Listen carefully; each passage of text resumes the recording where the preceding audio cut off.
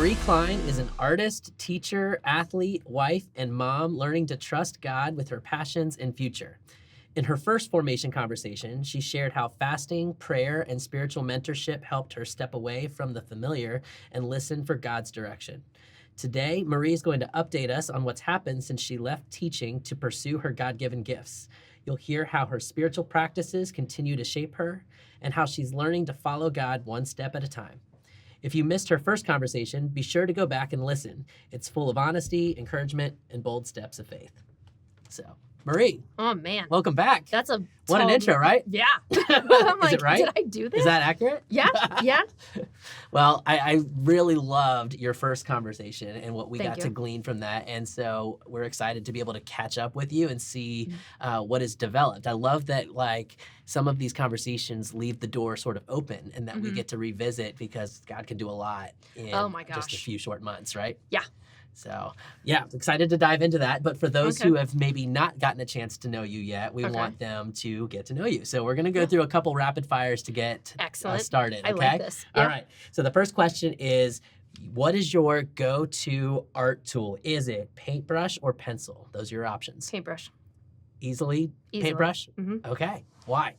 Because I paint all the time now. Like, so windows, canvases. Yeah. I don't like pencils as much. They smear.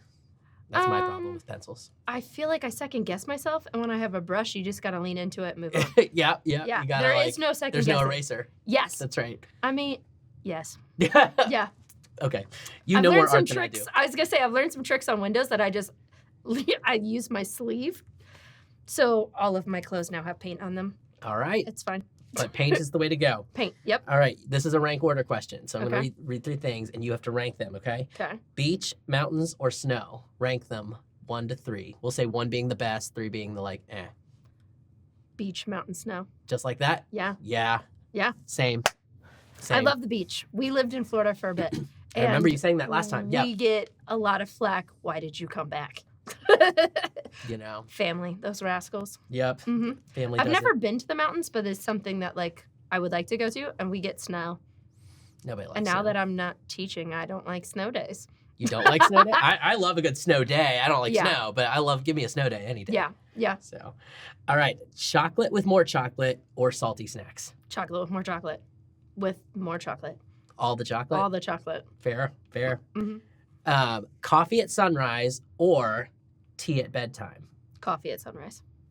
I'm definitely more of a morning, let's get it going. And, you know, I've done tea at night, too. So, yes. It's a both Is and. the answer, can the answer be yes? Well, that's what it is for me. I feel like as Okay. I get older, I'm like, I'm a tea at night kind of guy. Mm-hmm.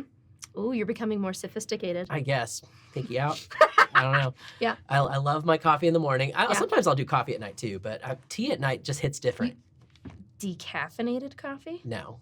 Oh, you're fully leaded all the time. Fully leaded all the time. I couldn't do that. Maybe that'll change eventually. Yeah, So, yeah. All right. Would you rather run a 5K, Mm-hmm. lift weights for 30 minutes, Mhm. or do a high-intensity interval workout? Yes. I like all of those. Which one? You have to No, choose but one. I like all of them. I like the run because I don't have to think about it. I don't have to plan It's it. mindless? I can just go. It's more, it becomes meditation. Okay. And I don't have to, like I said, I don't have to plan it, and I can just get into a rhythm. And then afterwards, like 2 or 3 hours afterwards, I just feel like, dude, I just knocked that out. That's Okay. awesome.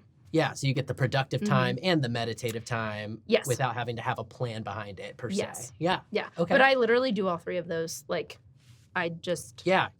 throughout the week, I do this one, and then I do that one, and I just cycle them through. I remember you saying this last time. You Mhm. have a very specific like rhythms, right? And I try to. plans or routines to your day, It and helps. you are really leaning into that in some ways, but also adapting that in other ways, right? Yes. So, Yes. oh man, that's so fun. Comfort food for you: Mm-hmm. ice cream or homemade pizza? Specifically, Okay, so- homemade pizza. We do make homemade pizza, but like it has been a really long time. I eat ice cream like almost every day. So definitely like ice cream is my go-to. Ice cream is your go-to. Mhm. Okay. Which season sparks the most creativity for you? Winter, spring, fall, or summer? Spring. Why? I love the sun. I go outside and I can just like soak up the sun and just the energy of it when the light is longer. Mm, When the days are short, I am cranky. Yeah. It's not good. Yeah. So I take vitamin D and it helps. Is there a difference between the spring sun and the summer sun for you in terms of it being an inspiration? Inspiration, I think because I've come from the like shorter days and the darkness and more of the quiet, like you can start to hear nature more and you can feel it You more. see the emerging. The emerging. Yeah. Mm-hmm. But I love both. Just sun in general. Like Yeah. I literally feel like my batteries recharge when I go outside and feel sun on my skin. It's awesome. Yeah, we need more of it. All the time. Which is more satisfying for you, finishing a workout or finishing a mural? It's tough. So I would say, I don't know. I honestly, that's a hard one. I've had a chance to look at these before you, and I know it is a hard one. That's a good question. It is. I'm going to have to think about that. Yeah, as a creative and as somebody who's fallen in love with kind of working out regularly, both have their own satisfaction. But if I had to land on mine, I think it'd be the creative thing. Like there's just something about it's done. Yes. You know? Yeah, but there's like a love-hate in there. So you get in there and you're like all inspired and you're excited about it, and then you're like in the middle. And I feel like that's like, ugh, I'm so over this. And then you get to the end, you're like, okay, it's done. Yeah. So there's some difference. There's a cycle of it. But I feel like a workout, because it happens, it's quicker to get gratification. So I think the mural, like, you have to be in it. There's delayed gratification. Sure. So, yes. Yeah. I feel you. Yeah. I feel you. Sorry. That's not probably what you wanted. That's all right. But I like both. These are meant to be, you know, the stretching questions, right? They are. So here's another one. Okay. If you had a full day off, which of these 3 things are you doing first? Okay. Painting, running, napping. Painting, running, napping. First thing I'd run, then I would paint, then I would nap. You would do all 3, but you would do them in that order. Yes. Okay. All right. Now, does that change at all that now that painting is such a, I mean, it's always been a big part of your life, but now it's part of your professional life, right? So does that, do you want to be painting on your day off? Yeah. It's practice. Okay. So, like, there's all sorts of painting now. Like, I'm spray painting. I am painting with a brush. I am going to be getting into, I want an airbrush now. So I'm like, I want all the brushes. All right. Yeah. All right. Yeah. So what's one small rhythm that you're doing to be with Jesus, to become like Jesus, or to do what Jesus did?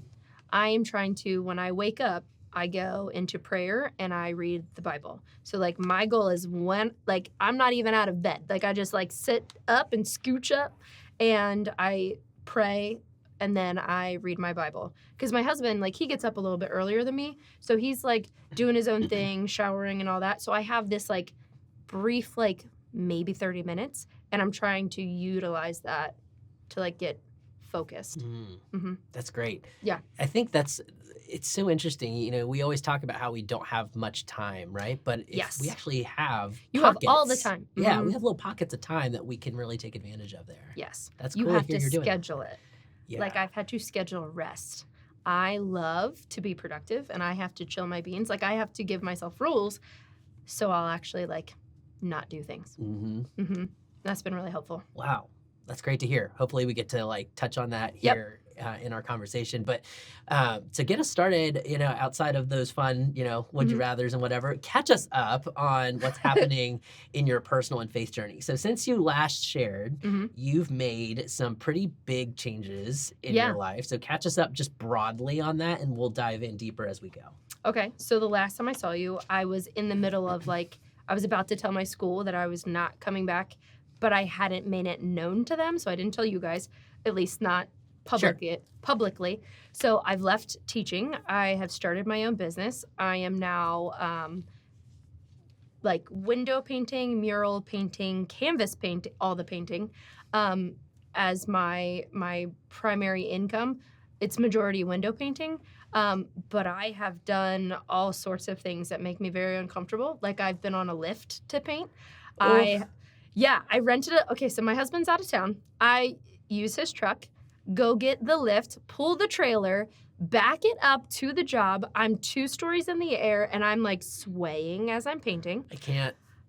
Yeah, but, like, if I want to be a mural artist, like, I have to tackle heights. And so it's like, so I've learned to lean in. Do you know how, like, boxers, when they go for a punch, instead of pulling back, they teach you to turn in.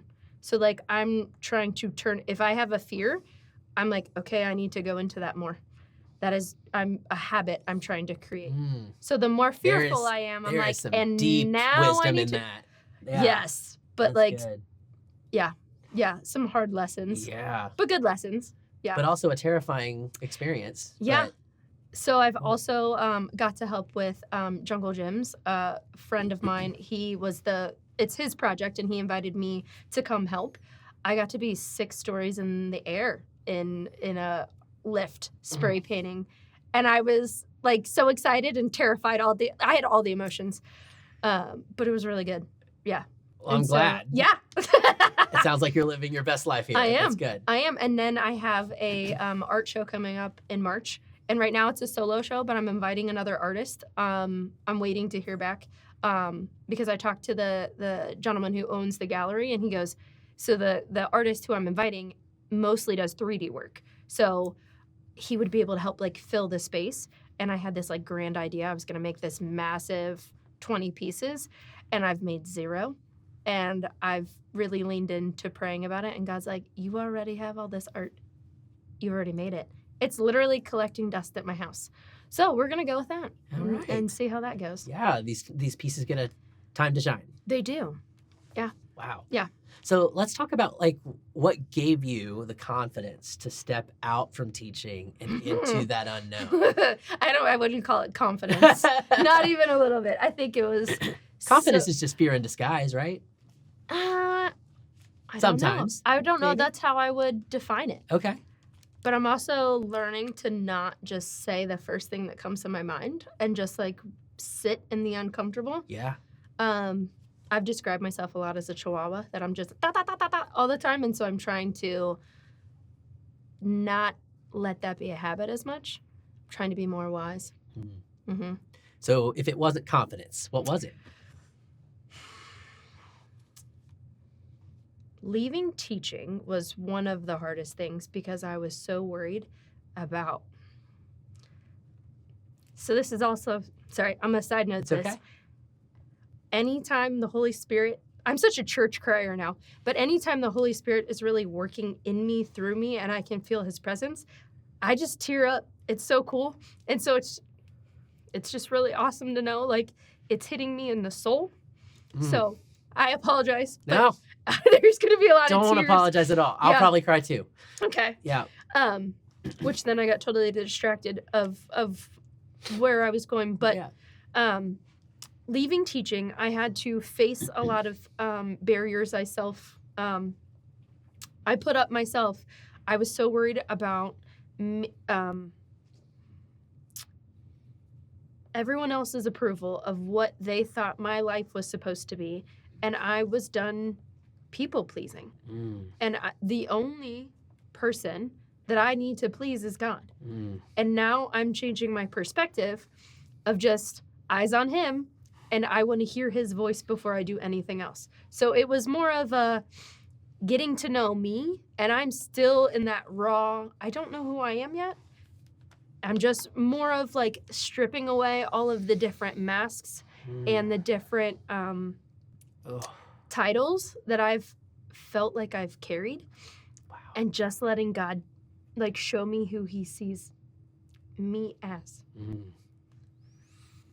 Wow. I'm still learning. Man, isn't it funny how when God calls us to make some of those moves and those big decisions, it's rarely about the thing in front of us. Oh yeah, right? it's not about that at all. It's not about the job. No.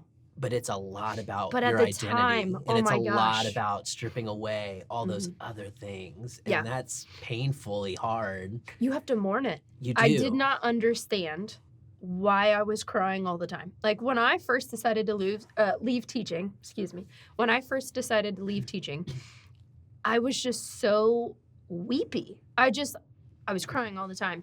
And when it became apparent, like to me, it was after the fact. It was like months later. I was like, oh, that part of my life now is dying. And if you don't mourn it, you can't get over it. You can't heal from it. So for me to move forward, I had to go through. Mm. So have you ever heard about the cool thing about buffaloes? Yes. Okay. I love this. I So talk it is about this all the my time. favorite. Yes.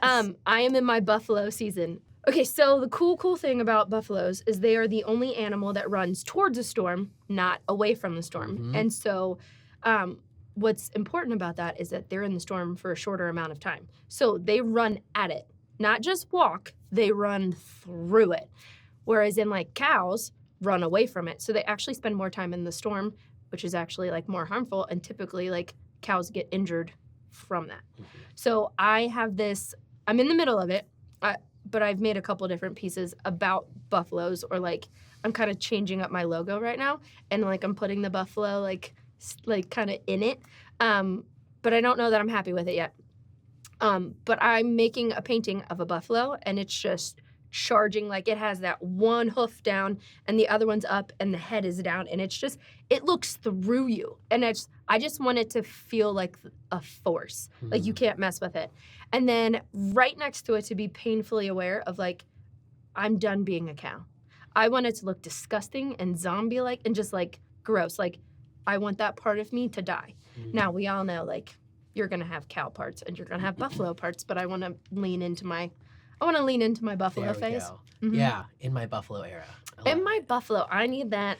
You know, it's when we talk about dying to our old way of life, dying to ourselves and picking up our cross to follow Jesus, we want to lean so quickly into that picking up the cross part. Yes. But we forget there's a grieving. And that's what it sounds like you're going through, is some of that grieving, but also almost in that turning of the charging, the buffalo, right? Yeah. Yeah. It's Man. I want to pursue God, but not just like let me mosey. Like I want to run full force. Yeah. Like because uninhibited. I've run. Yeah. And there's like, when you have a long run, you pace yourself. But you don't know how long this run's going to be. So I want to run at God as hard and as fast as I can, because as soon as he like takes over, it's going to be like I'm floating and I'm going to look like the little legs like. Wow.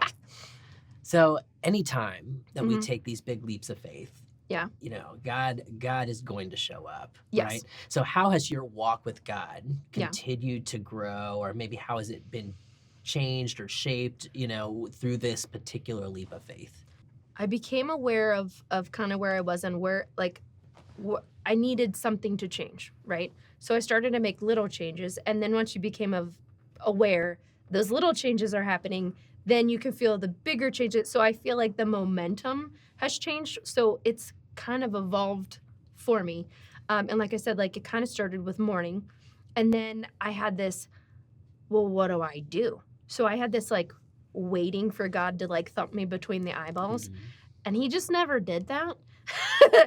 And so I had a beautiful conversation with my mentor, Ronnie. And she was like, are you waiting to literally put your foot in the imprint of where you think God should go, like where God's telling you to go?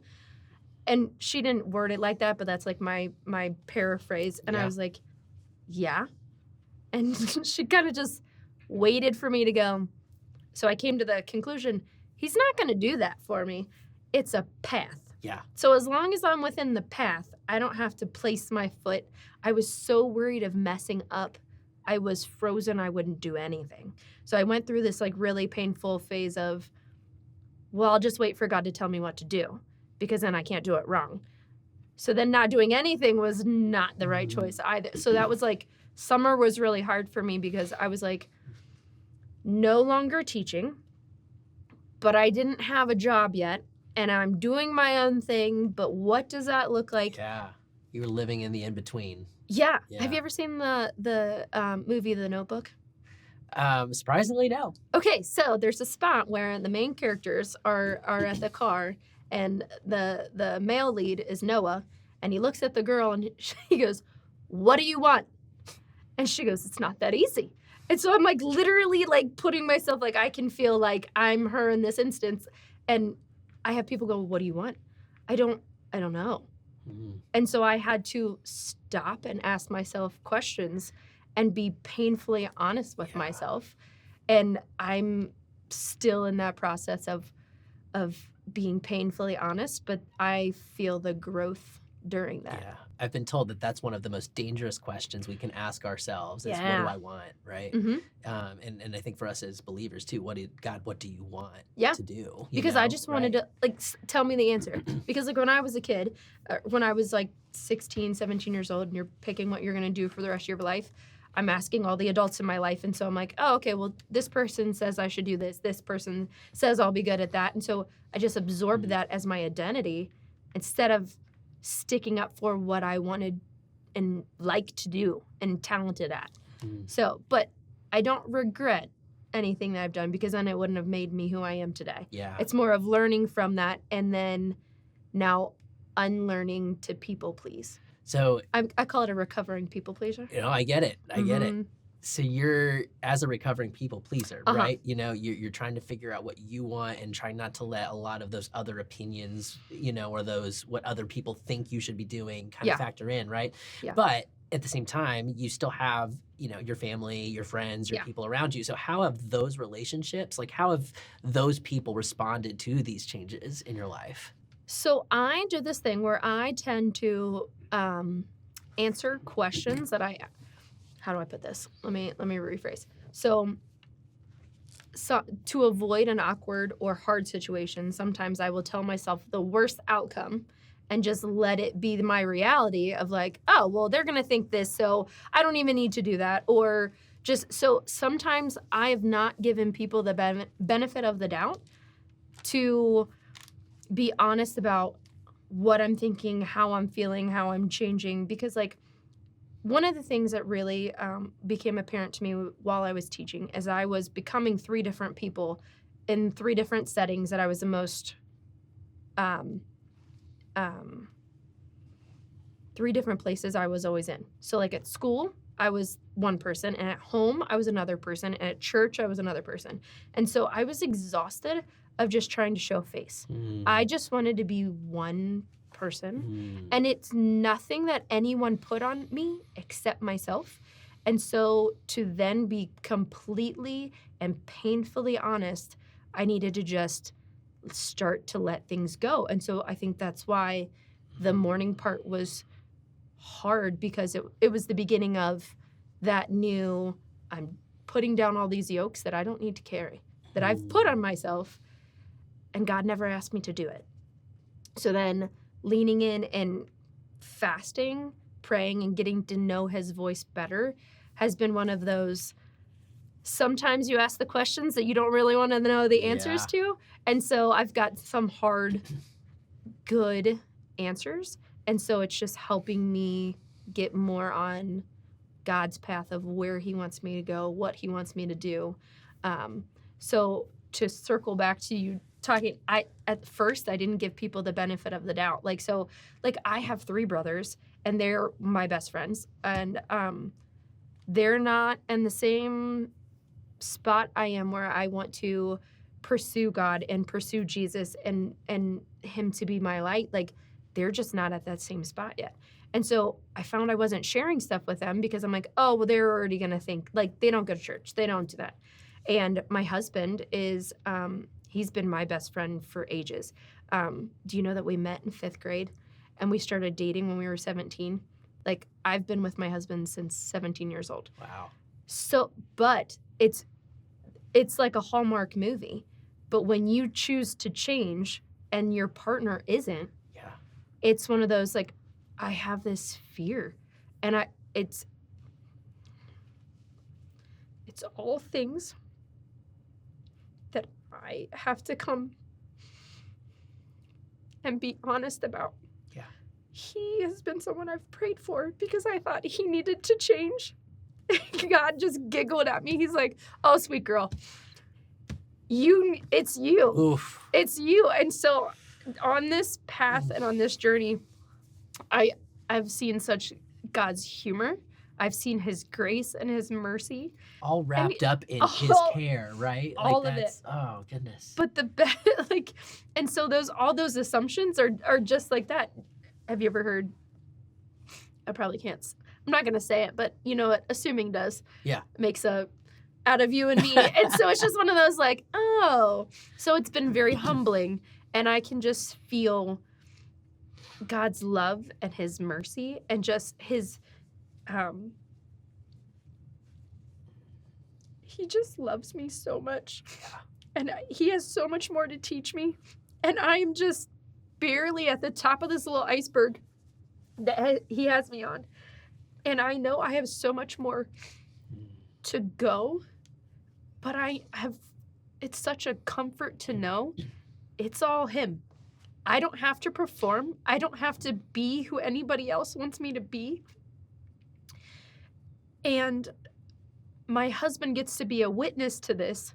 I don't have to try to please him. I don't have to try to fix him.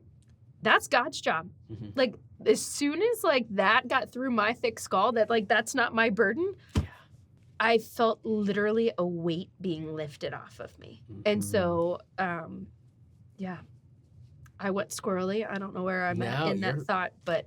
No. Yeah.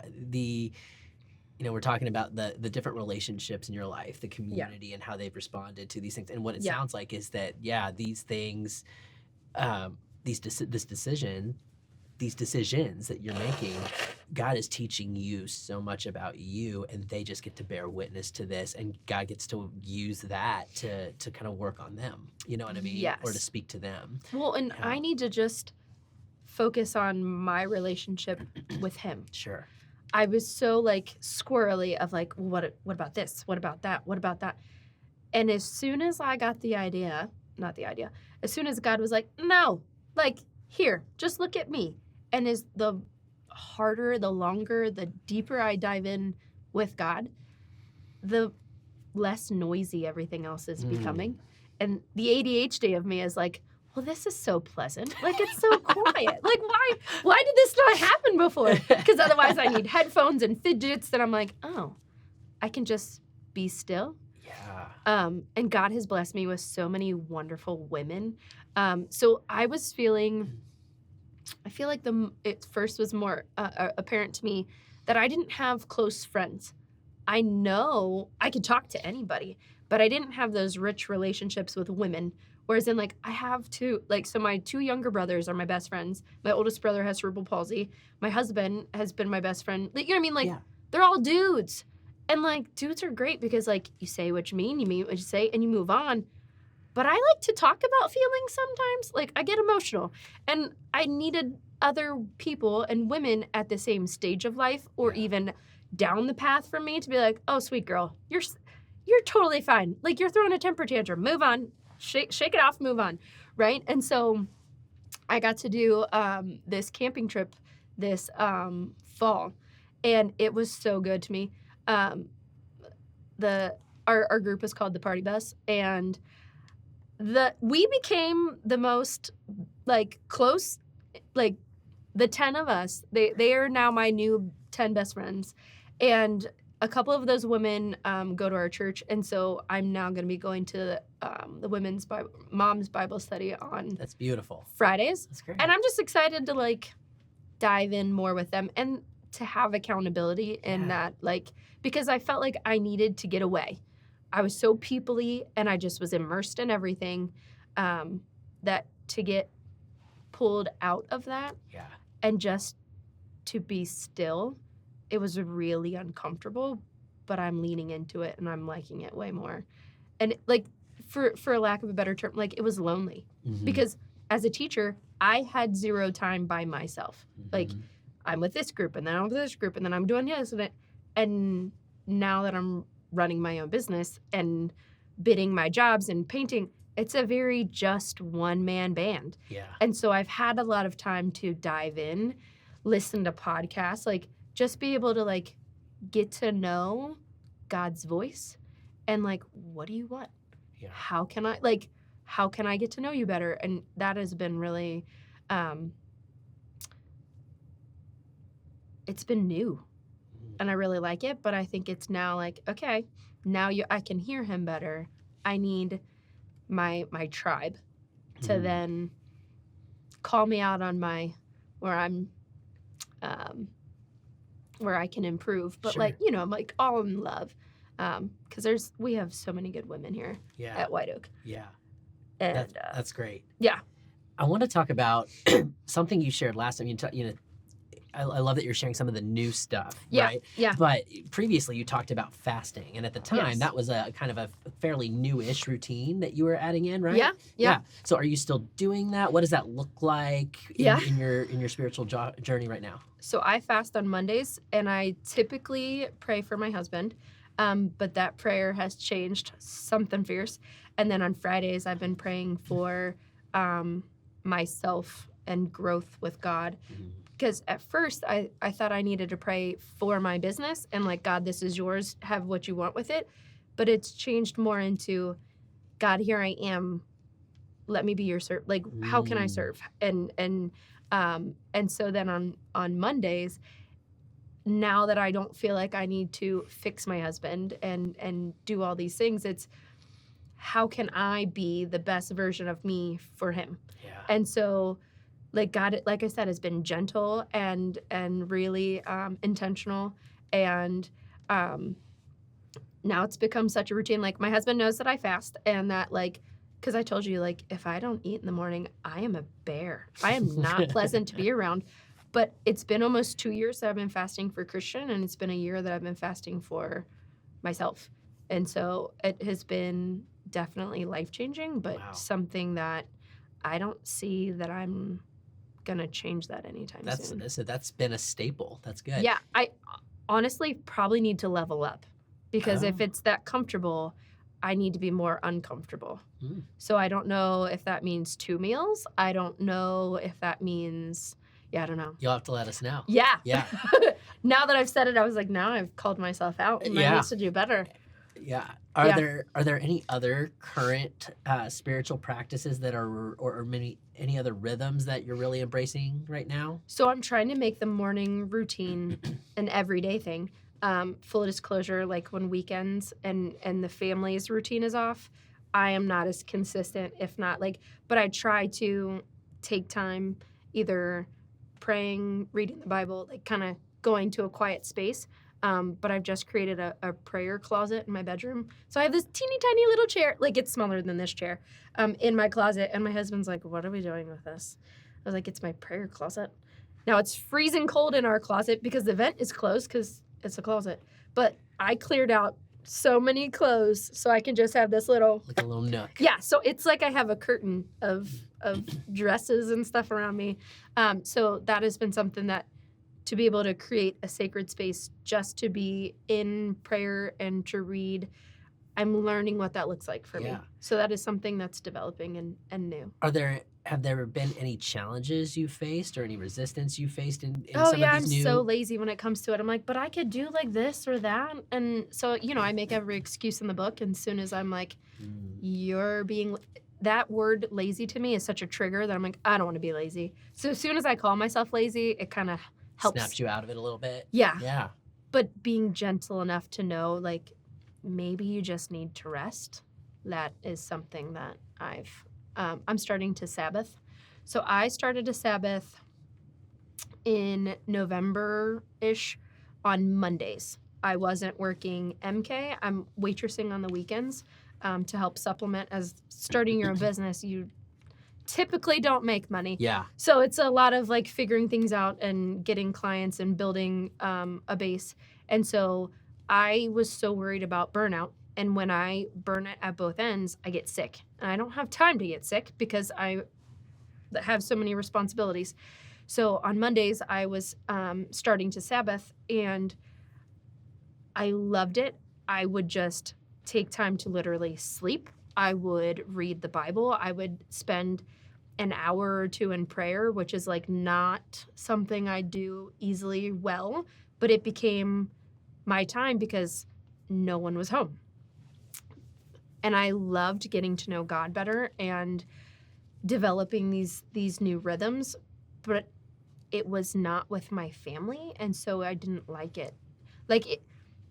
Not that I didn't like it, rephrase of like, it wasn't what it's supposed to be for my family. So telling my husband this, I've told him that I was Sabbathing, and so with him not being a Christian, he was understanding. He was super sweet. But also, dude, we have bills. and you're not making money. So around the same time, I started to tithe with my business. And again, I've had these hard conversations with my husband, and I was so worried about what he would say that, like, again, I go into that, well, he's just going to say this, so then I don't need to do that, just trying to avoid these hard, awkward conversations. But I'm like, I need to lean into this. Yeah, Buffalo. So up. I buffaloed up, and we had these harder conversations, and he was very like, as soon as I said it, I was like, as soon as I've started to tithe, now I'm making money. Like now I've been like, so like, not to get too in the weeds or personal, but like I hadn't had a paycheck since August from school. Like that was my last one. And then to be able to pay myself the ebb and flow of different things with business, like it's not as like, oh, well, you're making money. Well, you have all these bills of different equipment, and I could go through the whole thing. So I didn't pay myself until November. And so my husband was like, you're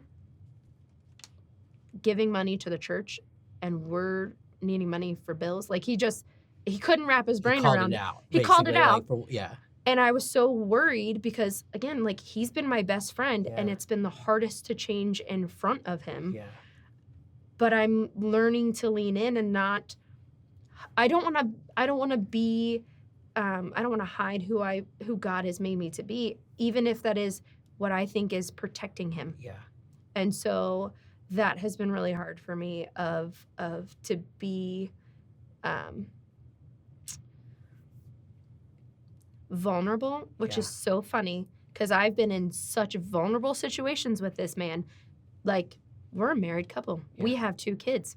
Dude seen me naked many of times. But when I get to this part where I feel more vulnerable than being naked in front of him, like that to me is like, okay, there's growth that needs to happen here. Mm-hmm. And so when I invite God into those spots in my heart, like, so I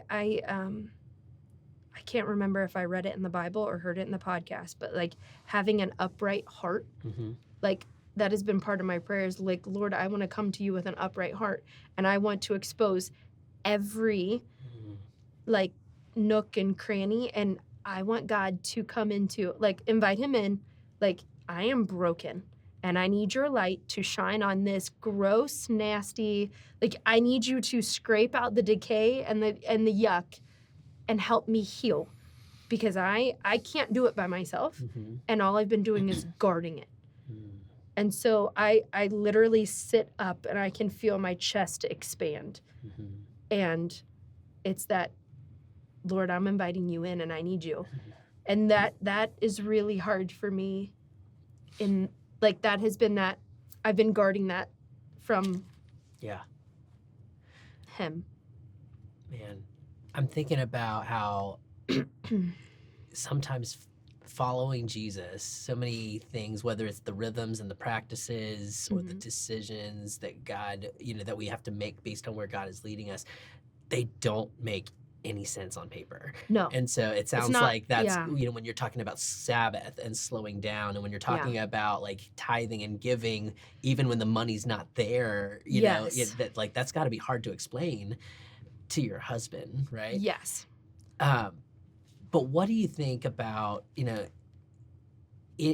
taking that Sabbath specifically and in slowing down specifically? Oh my gosh, it's been so good. Yeah. And it sounds like you have more of those moments now, even though you still have responsibilities, still have things to do, but you have more of those maybe moments with God that are slower. So how is your experience of God's presence in those slower moments in your day? Like, what is that like? It's literally a feeling. So when I can slow down, because like with anything that you want to become better at, you need to practice. So like the best thing for me is that, like, to explain, as a runner, you need to practice running. But that doesn't mean you only run. Right. If you lift weights and if you do cardio, like you need to have muscles that are able to do all the different angles. If you only go forward, that's the only strength. So when you need to pivot, you're going to be weak. So I was becoming more aware of I was only running.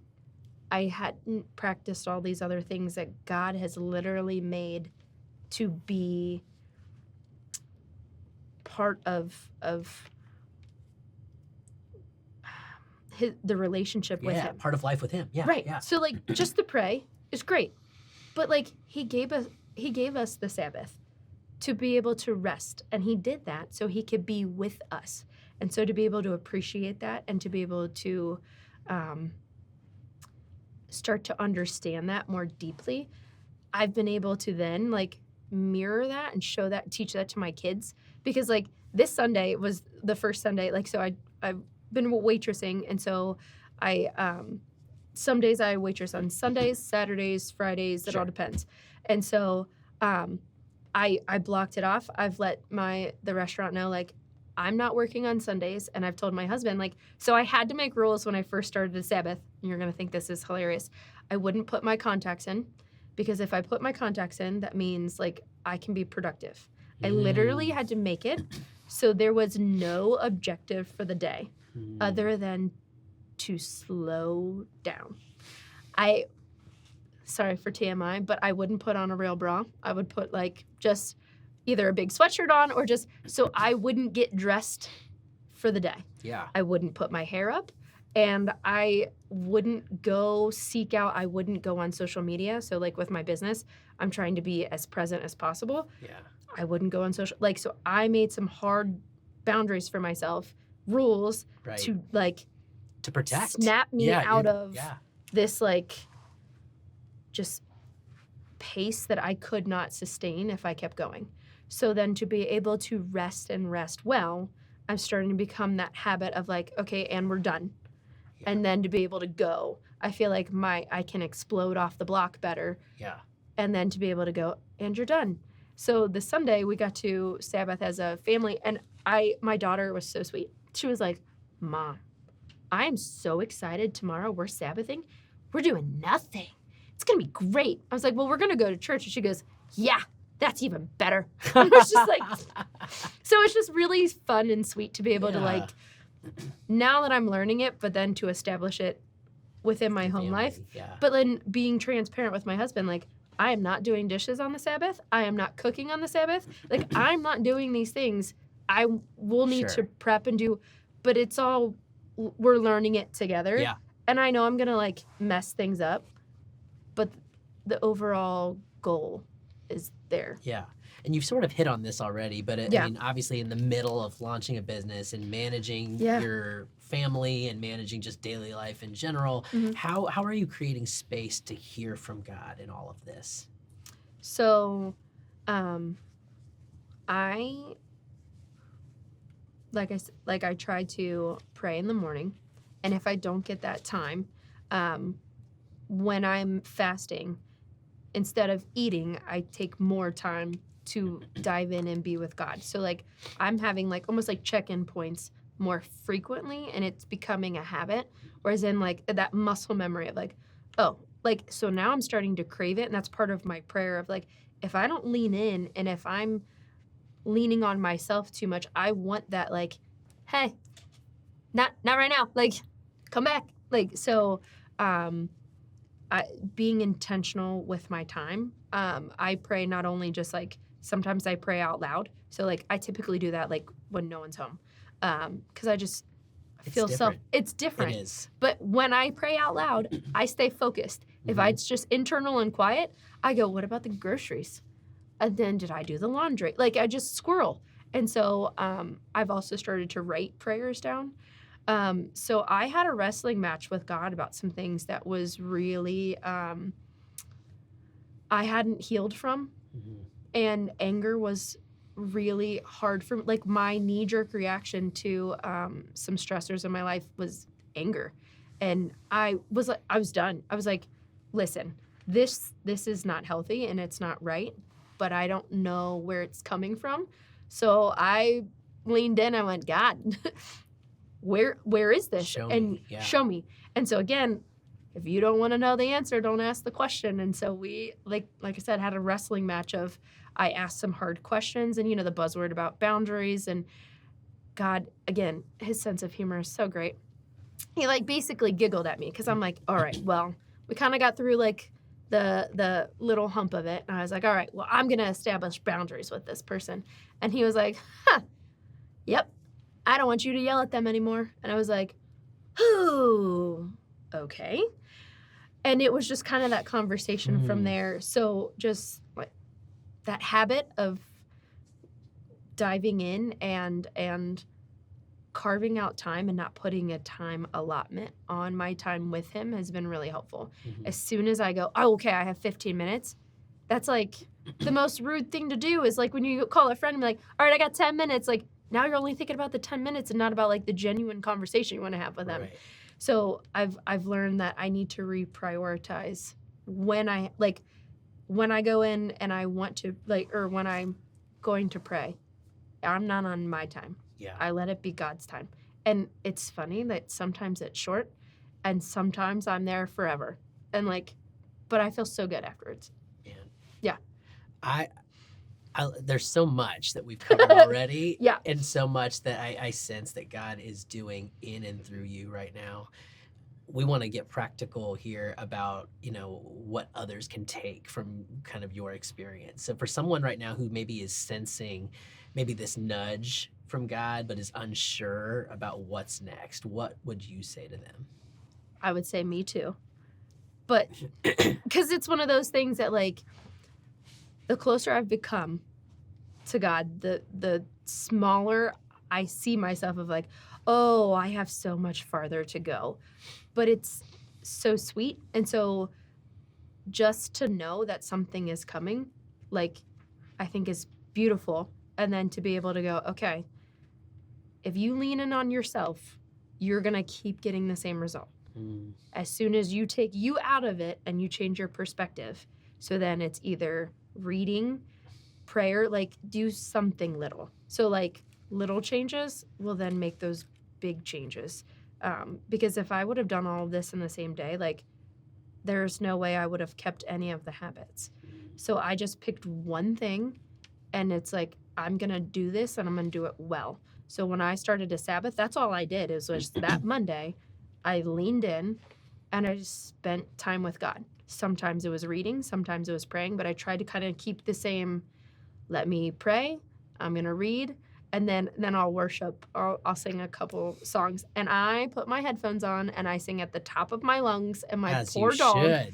And my poor dog is like, sweet mother of pearl. Like, why are we doing this? Like, but again, I was home by myself. Yeah. And so it became one of those things that like, I just look forward to each week. And so I'm excited to do that with my kids now. Yeah. But I think when you go to make a change, if you just dive in and make a change and not step back and go, okay, what needs to change? I think first you need to assess. Yeah.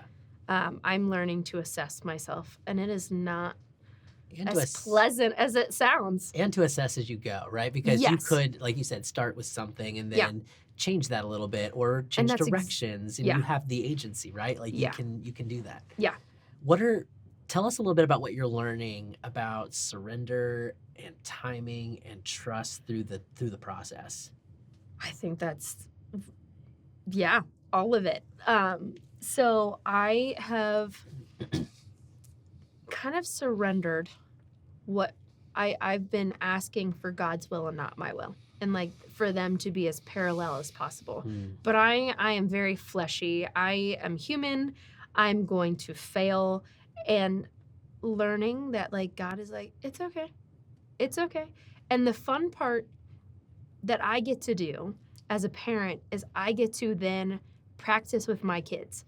And so anytime that I get to be patient with them, like say if they do something and like, Mom, I'm so sorry.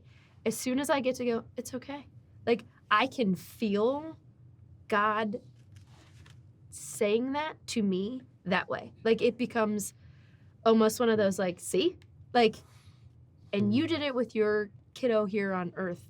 Imagine how much more I can do it with you. Ooh, yeah. And it's just one of those like, yeah. I'm learning that lesson. That's one of those things that I'm not a parent, but I hear that like when you are a parent, you get Yeah. to really sense God's heart Yes. in that way. And that's kind of a cool and humbling experience. Yeah. Yes. Yeah. It also makes you very aware of when you see what you don't like about yourself come out in your children. Oh, that Very hits humbling. some buttons. Yeah. Yeah. Well, how do you hope that your family, whether it's your kids, your Mm-hmm. husband, your brothers, how do you hope your family and friends see your walk with Jesus right now? Oh, I want it to be about him and not me. I just want to make God proud of me. And I know I'm going to stumble. I know I'm going to fall. But I just want to love everybody. Mm-hmm. I think the go-to, when I can see, not see, when I think about how God sees me and sees that one-on-one and just eyes on me, nothing else happens, he looks at everybody that way. Yeah. And when I was a teacher, when I would have a kiddo who was just driving me bananas, I would go, ooh, someone really loves you. I need to be better. Like, to not lose my temper or whatnot. Like, just to be able to, like, rein myself in of, like, this kiddo's not doing this to you. This is the only place that they have control in their life right now. Handle it like a grown-up, right? Because sometimes when you're in these situations and they happen over and over and over again, and you tell this kiddo to quit, like, playing with the glue, and you're like, I'm going to lose my mind on you, right? So I started to have that, like, someone really loves you. But I was, at that time, more of, like, oh, their parent. Oh, a loved one. But that has evolved into God looks at each one of us and goes, oh, sweet boy. Oh, sweet girl. Like, I just want them to feel that. And I don't want to pressure anyone into feeling like they need to follow me or do me, because it's not about me. It's all about God. But to feel that abundance and love and just knowing that, like, I just want that for them, and I don't want to be a stressor or a nag. Like, that is my biggest fear, is that, like, someone's gonna be like, oh, you're just pushing Jesus too much on me. And I'm like, in my head, I'm like, y'all need Jesus something fierce. But as soon as, you know what I mean, it gets that playful of like, it becomes a joke, and it's like, oh, okay, we can just laugh this off. But if you felt that love that God has for each and every one of us, that's what heaven is like. Right. When you get to bring all of your talents, and someone goes, oh, I have a need, and they're open and honest about that need, because I don't know about you, but I'm fine. I can handle it. I cannot. I'm learning that, to be able to say that. But that is the you come, you have a need, and you have 30 different people going, oh, I can help.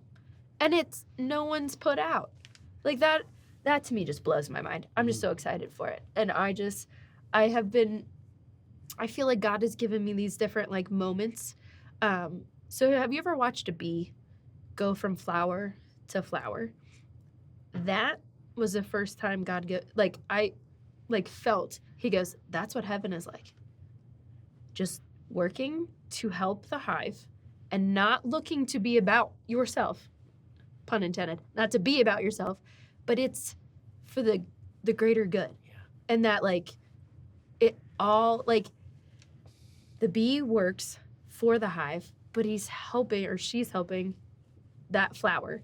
And then to be, you know what I mean? Like, it's all interconnected. And so, like, when I pray, I'm just like, Lord, you had this master plan of how all of these different things are just woven together and connect. And you did that the day before you made man. You made man, and you have that a level of detail and, like, and it just blows my mind. And so it just makes me so much more thankful. Like, he's made me exactly the way I am on purpose, and I get to have free will to pick him or not. Because have you ever had a grown-up in your life who's, like, forced stuff on you? Yeah. And then you're like, no, I'm not going to do that at all. Yeah. Yeah. I think that is one of the most beautiful things about the way God loves us, is that there is choice, right? Yeah. That, like, it's not a forced thing. Yes. You know, I think as you're speaking through a lot of this conversation, I'm hearing your heart for others, that you want them to know the depth, the width of God's love for them, because you've come to experience it yourself. Yes. I'm starting to feel what that feels like. And I feel like I said, like, it's just a new thing. Like, it's just a new experience. And to be able to explain it, like, faith has always been a feeling. And you can't be like, here, feel this. Yeah. Like, and I get so awkward with words, and I just feel like I just over talk. So just to be able to go, okay, and just let it be. What is one key takeaway that you hope people walk away, that you hope that they take away or walk away with after hearing your story today? You know, this part 2, you know, what is the thing you hope they take away from this? I do not have all the answers. I will never have all the answers, but I'm just on this journey to seek out and to walk alongside the best that I can with God. And just to be, I would love to lockstep with him, but I feel like I'm so like wavy, that what do I want people to get out of it? Let's see. I don't know. I feel like I'm only here because God wants me to be here, and it's not about me, it's all about him. So he will give them the takeaway. He knows what they need to take away from this conversation. Yeah, because as soon as I try to put it on it, it's like that I'm going to try to make it like epic, and I'm like, not, no. Well, what final words of encouragement for someone wrestling with the idea of saying yes to God do you have? Hang in there. Yeah. One day at a time. You don't have to have it all figured out. And the more patient you are and consistent, the more consistent you are, keep showing up. Keep showing up. Because he's going to show up, but you have to listen. And I know I'm so loud, and this world is so loud, you can't hear him. So you have to be intentional. And if you're looking for that instant gratification that this culture has given us, you're not going to hear him. You have to be still, and you have to pursue him. Because he's waiting for you. You have to go find him. You got to turn towards him, because it's so noisy. Man. Marie, I hope there's a part 3. I hope there's less crying. But in this journey, I've cried more and more the closer I get to God. So I'm just gonna be here, just like weeping. That is one thing I'm noticing in this talk today, is your heart is tender. Oh yeah. God has definitely gotten in there and he's made it mushy. Stuff around. Yeah, and that's beautiful. Yeah. You know what I mean? And it sounds like it's softened your heart for the people around you. Yes. It has made you so much more aware of God's presence and your need for him in your life. Yeah. And I'll say this, and I hope, for what it's worth, God is so dang proud of you. Thank you. And I think a lot of us are going to think back on these conversations and your story and say, man, I could do that too. I want to experience what she's got. Yeah. And I want to experience that passion and that joy. Yeah. Let God use you. Yeah. Because it's so uncomfortable. Because I feel like there's so many, even driving here today, I was like, why? I have nothing good to talk. Why me? There are 30 other people with better stories, better examples, better. I don't have anything of substance to bring to it. That's a lie. But it's one of the, and that's the thing, it's that me being critical of myself and all right, God. Comparison is the thief of joy, man. It really is. Yeah. You have a beautiful story, and God is working in it, and that's the thing. I was gonna say it's willing, right? You're willing to share that with us so that we can learn from it, and I'm grateful for that. So, I'm learning just as much as being sitting here and being obedient, because as much as I love to talk, this is very uncomfortable. It's Thank you for doing the uncomfortable thing. Yeah. It's meaningful. So, thanks for being here. I would love to pray with you. Yeah, please. Yeah.